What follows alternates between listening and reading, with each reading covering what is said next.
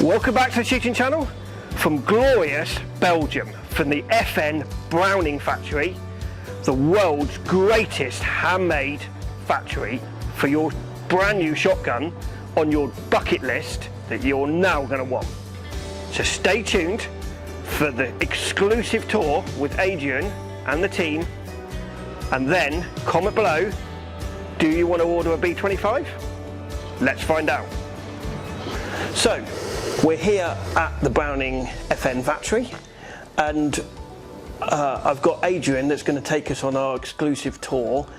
And one of the reasons why I was so desperate to do this, I've been coming to this factory since I was 8 years old, and it is a really rare factory to go and see actually how it is made and how the guns are actually made. And a lot of people say on here that a lot of other guns are truly handmade, but actually if you look at what we've done in the factory, this is the only true handmade. There is literally not one CNC machine in this building, and that really amazes me, the fact that Browning can still, after 100 years, still keep to that tradition. So we're going to talk to Adrian a little bit about why they do it and why they try and promote this factory a lot to promote the Browning brand. Adrian, hi. Thank you for having us. You're welcome. I'm very happy to see you here. Just give us an idea. I mean, I've been coming here with my father and mother for many, many years, and just give us a little bit of a rundown of who you are for Browning and what is the purpose of this factory for the Browning brand and why it is so important to have them. Because I think you said you only make B25, you only make like 35 a year. Yeah, more or less, yeah. So just give us a little bit of a rundown of who you are and what okay. So, as you said, my name is Adrian. I'm in charge of the public relations, or relations with the journalists and with the influencers. So you are a bit of both, and then a gunsmith as well. And so my job, yeah, is to promote the Browning know-how and the Browning products. And actually, the workshop you will visit today is in the same spirit. Here we produce, as you said, around 30-35 guns a year, so it's not a very big quantities. But as we were the first ever to produce the industrialized over-under shotgun, so the B25 was first on the market, we want to keep producing the B25 as we produced it 100 years ago, a century ago. And this is very important for us to keep alive the Browning know-how and keep people dream about our products.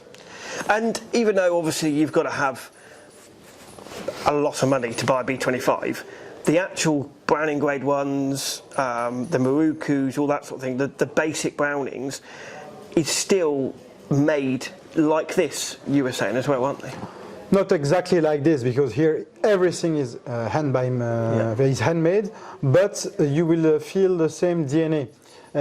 So this is really important. It is something that is not always very easy to understand for our customers, but all Browning shotguns are hand-fitted, and this is something we had from an heritage we have from the past, and we want to keep alive. So, for instance, if you take a regular B525, and if you want to change the barrel and take the barrel of this 525 to put it on this 525, exactly the same model, sometimes it will work, sometimes it won't work. It's because every Browning shotgun is unique. This is something unique on the market as well. And of course we have like the mechanism and the mechanism principle invented by John Moses Browning 100 years ago that are still alive now in all our over 100 shotguns. And so that is the unique thing that makes Browning what it is today. Mm-hmm. And your 100th anniversary year, why did you want to promote that? What was so special about that? Because you've done lots of 100th anniversary limited editions. What was so special about the 100th anniversary year? You know, when you look at a company like Browning, we had like more than, we had 5 bestsellers sold at more than 1 million pieces. There is no other company on the market with such an achievement. So of course we are totally aware of the power of our brand, and the power of our brand comes from the fact that in the history John Moses Browning himself, but also all the other engineers and the R&D department of Browning managed to be always at the top of innovation and produce guns that will define what the market is in the next year. So yeah, celebrating the 100th anniversary of the B-25, it's obviously very important for Browning, because the B-25 is part of our legend, but should be also very important for all the gun makers and all the gun lovers on the market, because the B-25 was the first. Yeah. And now over-under shotgun is like the reference. There are some people hunting with shooting with a hand side by side, but it's like a very tiny minority, and the reference is over-under, and it's a Browning. And let's go and have a look at the factory. Let's go. So we are in the wood warehouse. So this is one of the first rooms where we will bring our clients. So at first, when the clients arrive here at the John M. Browning collection workshop, the first thing we do is take the measurements of the shooter, because obviously when you have such a beautiful gun, you need a gun that fits perfectly your needs and your morphology. And so once we have taken all the measurements, we bring him here, where we stock in very specific conditions the wood we buy in different places of the world. So you know that the walnut comes essentially from Turkey, but it can also come from Central Asia, like Uzbekistan or other countries in Stan.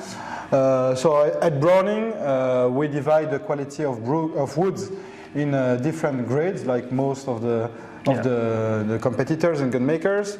So each gun maker has its own standards to define what is a grade A or a grade B or a grade C and so on. And how do you sort of define that? How do you show that? So we have some specific quality standards. So if you take like a piece of wood here, but you see that we start with a grade D. And so we have a pair in this case. So basically, when we speak about walnut wood, we speak about the roots. Yeah. And to have a nice wood, the thing what hunters and shooters like is to have like this kind of veins, you know. Yeah.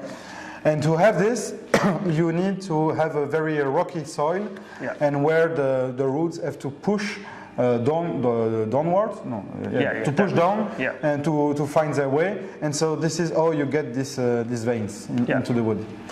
So a lot of people do say the nicer the wood, the more likely it is to crack. Is that true?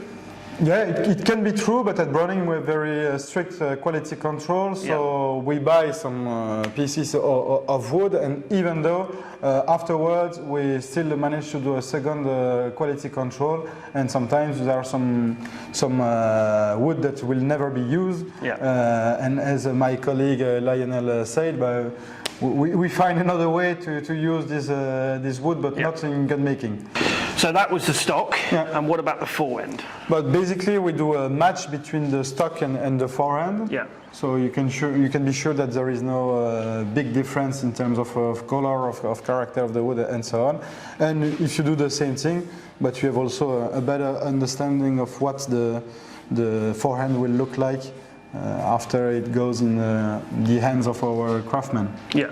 But let's say that everything starts for us with the barrel making. The barrel shop, so as you know, to have a good gun you need good wood, but obviously a good steel. So at Browning we work with some of the best steel. Yeah. Actually, we start with steel sticks, and the weight of a steel stick is around 6 kilo. This is one of the only parts we do not do here, but just there in front we do the drilling and all the part of the drilling of the barrel on the other side of the yard. So you have half block barrel. They are forged, hot forged, in order to mix the steel cell. Explain to me what those barrels are. Explain to me what the process is. So basically, we start from this, and we end up with this, and so all the different steps you will see over there are made here thanks to welding. Yeah. The welding, we managed to weld the top rib and the side rib over there. We put also some special acid baths in order to make sure that there is no corrosion at all, and that the tin we use for the welding doesn't expand and has a nice looking. Okay. Before I will start walking around here, some of these machines actually still looks like they were in here when John Moses was in here. Is that true? Has anything changed? No, I don't think so. We still use the same machine, Yeah. but anyway, all the techniques and all the process is still the same. So The building, the whole thing just looks oldie worldy. If that makes sense. yeah, but actually, yeah, when you visit the FN Herstal and the John M. Browning collection workshops, you really have the feeling to touch a part of history. And this is a common history we have in Belgium or in the UK or in France, whatever. All the shooters have in common the B-25, which is, as you know, the first industrialized over-under shotgun in the history, in the world. So yeah, when you come here, you have like the feeling to visit the Rome antique. You know, it's a bit like this. So there you have it. You've heard it. You've seen it. If you want a handmade gun, this is the only true handmade gun you will possibly get in the world. So go and order one. And how long does one of these guns take to make? A long time, a really long time. 2, 3 years, 4 years? For the moment, if a client needs to order a new gun, he will have to wait around 2 years. And to manufacture a gun from A to Z, it will depend, of course, of different factors, of the engraving, of course, and so on, because for a certain type of engravings, we will need up to 300 hours of work just for the engraving. And so for a gun, it can go up to 700 hours of work just for one gun. And how many guns do you make a year out of this factory? A bit more than 30. So there you have it. If you want a unique gun for your 50th birthday present, this is the gun to get. But bear in mind, you may have to wait a few years to actually have the finished product. So coming back to the process, what's this machine do? Here we work with an induction machine in order to assemble the two barrels together. So we put some silver paste between the two barrels, and the induction will allow us to go directly and very fast at the right temperature. Going at the right temperature, not warmer or not colder, will allow us to maintain the structure of the steel and therefore the quality of the steel. But it will allow us to do a very good brazing of the barrels. So with the induction machine, we warm the barrel very fast, and we warm the silver paste we put between the barrels in order to braze them together. And this induction machine, going at very high temperature in a very short time, allows us to do a clean weld, not damaging the structure of the steel barrel. So like for every step of the B-25 gun making, it requires accuracy. If you want to have a perfect And even though it's a machine, you've still got a person doing bits on that machine by hand. But we work really with the best craftsmen on the market. Okay, and so we put it in an oven, and strangely the oven is not to warm up the barrels, but it's to cool them down slowly, and exactly as we want to. And once again, the objective, the goal, is to make sure that a fast temperature change won't damage the steel quality. So this is why we work with this machine and this machine, this cooling oven. Unfortunately, we do not have any barrel to show you what's done here, but at this right place, usually we do the welding using tin of the top rib and side rib. So once we have welded the barrels together, we want to make sure that everything inside is perfect. And in order to check that there is no small defects inside the barrels, there is no better tool than the human eye. and the lights in order to check the barrel a first time, Yeah. and then with a stick, with a lead on at the end of the stick, he will remove the small imperfections that are possibly inside the barrel. And why lead? It's because lead is a very malleable material, and so it will be able to remove the imperfection without damaging the steel. So you have seen the barrel part, the barrel shop. Now we are here at the place where we made the barrel match the action frame. So this is one of the most legendary parts of the job, and my colleague here is in charge of this part. So this is the first assembly, mechanical assembly. So we fit the barrel directly with the action frame. Yeah. So the particularity of the action frame at Browning is that they are forged in a single metal block, which allows us to have a better solidity inside. So this is how you get the piece, and then it will finish like this. Mostly. Before and after. The inside of the action frame is more relevant. So the first fitting is to make sure that the barrel go inside the action frame. So this is the first step, because at first not necessarily fitting, and so it requires adjustments. First they fit it in, then they drill it in order to make the pin, the pin which will allow the barrel to rotate.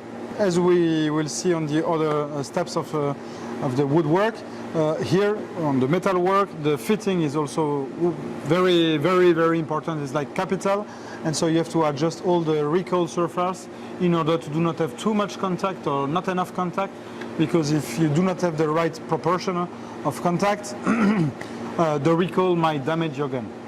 And so the best way to control the contact zone is the black lamp with a smoke, which will put some sediment, black sediment, directly on the gun.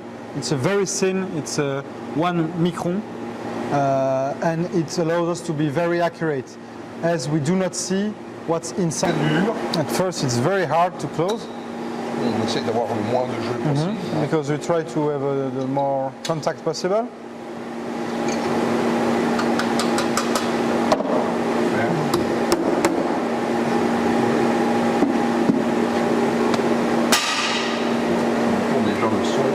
My colleagues also works a lot with his ears. Yeah. And depending of the sound it makes, he knows if it needs more adjustment or not. Yeah.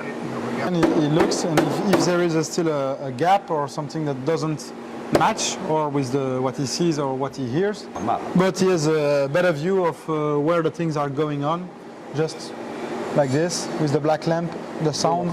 So he knows, looking at this, that one big percentage of the job is already done, because you see the half moon here, so you had like a strong contact over there, also below. But looking at this, he knows that he will have to work a bit more on this part in order to have the same contact on the two sides of the barrel. Okay, so once we have chosen the wood piece we will need, once we have done the mechanization of the stock, one very important step is to adjust the action frame directly to the stock. And so in order to do so, we use some red pigments, you can see over there. It allows us to be very accurate, and this is one of the best part of the Browning, and this is one of the many reasons explaining why Browning shotgun lasts so long. It's because of the perfect adjustment of the different pieces between them. And so this technique allows us to be very accurate in order to be like 1 micron, I guess. So 1 micron adjustment is like 1,000th of a millimeter. Yeah. I know you don't speak in millimeter, but it's a very few. And can you show me how that action fits into there? Exactly what you were doing a minute ago. Ouais. Just explain to me what he's doing.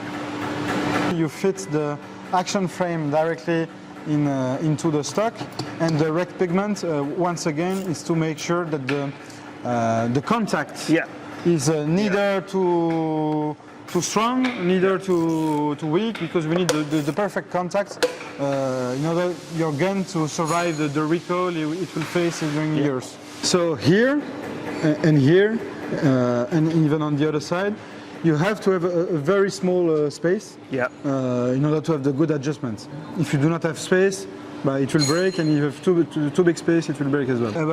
As I said, if you have a too big gap or a too small gap, with time and recall, Yeah. the stock will be damaged. This is one of the most important part of the gun making, the adjustment, as you can imagine. Yeah. If you do not do it in a proper way and shoot a heavy load, or shoot many times. Yeah. So this is the most important part in terms of stock adjustments. Yeah. These two sides, because this is where most of the recall will come. Yeah. And if you do not adjust well at this part, you will have a gun damage. The most impressive part, as you know, we celebrate this year the 100th anniversary of the legendary B25, and the craftsmen here, they still work the way John Moses Browning himself used to work 100 years ago. And so this is like, for me, they're not regular workers, they're like all artists in their way. So even the tools that are used for making the guns are all handmade. Yeah. Obviously the whole world is going to machines and getting rid of this historical way of doing things, and it's nice to come into somewhere to actually physically see it still happens. Yeah. So once we have done let's say the big part of the woodwork in terms of cutting the wood to the right dimension, we use this machine in order to be able to work very accurately. And so with this tool you are able to work at up to 1 millimeter dimension for the stock. So this is the client's dimensions, and then you take this and put it on the gun using that machine. Exactly. And then what's the next stage? So it's refilling. So basically you come from this to this, and my colleague's job is to give the gun its final shape, working on the different side, like this part, or here you can see like the big difference. Nah. Yeah, this, all the difference in shape you can find on this side and this side are made here. And then what's your next job in that stage? It goes to the proof house. Yeah. So we have to make sure that And that's your own proof house? No. It's a totally independent proof house. There is no gun maker which has his own proof house. It's like when you have to have a control over your work, you need an independent authority. So it's here in Liège, but it's not directly related to us. After the wood assembly, we are here at the finishing. So basically, we will control all the pieces, all the aspects, all the mechanism, and polish what has to be polished. So obviously it requires a high accuracy and high competences to make sure that everything feels perfectly all right. As you see, once again, no machine that gives you information or whatever. No, we work with the human senses. So the ear, the eyes, the fact that moving this, he knows exactly if it needs more adjustment or not. And this is experience. Experience gives it all. So here you have all the pieces inside the gun, and we polish all of them in order to have the perfect fitting. Once again, everything is about the perfect fitting. When you buy a Browning gun, you want everything to be perfect, especially when it's a B25. And so that's why the fitting is the heart of our job. This is the next stage where you're now coming into the woodwork side of things. Exactly. So we are now at the checkering. So the checkering is the part of obviously where you checker all the pieces of the gun that you might handle. It requires a lot of patience, but also a lot of accuracy. And something we like to do is to give you the opportunity to see if you could be a good worker for us or not. Yeah. So I would like you to check your maybe not a real B25 stock, but we will find a piece of wood for you, and you will give a try. That's it.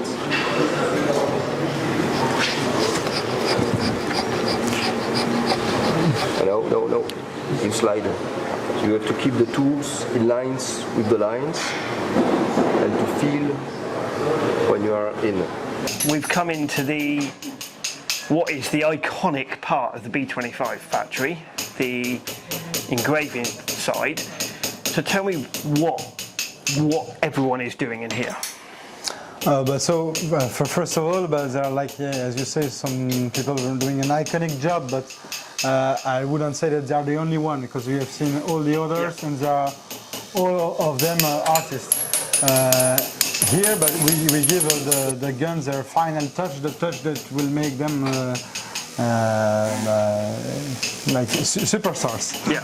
And so basically each artist here will receive a gun, and once the design is approved by the client, or if the client chooses already known design, but once the design is approved by the client, the engraver will work here to make his job come true.